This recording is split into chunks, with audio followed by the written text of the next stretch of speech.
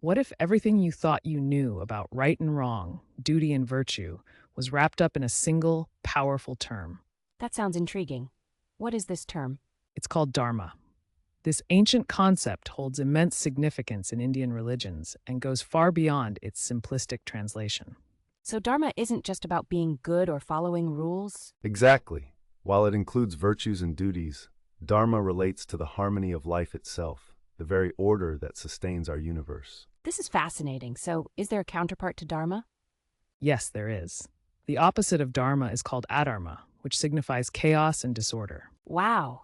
And it looks like the idea of Dharma has evolved over time. It certainly has. Dating back to the Vedic religion, its meaning has expanded significantly across different faiths like Hinduism, Buddhism, Jainism, and Sikhism. How does Dharma differ among these religions?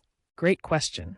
In Hinduism, Dharma corresponds with Uta, and in Buddhism, it reflects the teachings of the Buddha. Jainism emphasizes moral transformation, while Sikhism focuses on righteousness and moral duties. So Dharma is a universal principle with various interpretations. Precisely. It's also part of the Puruṣārtha, the goals of a person's life in Indian philosophy, symbolizing an overarching moral compass that guides individuals through their journey.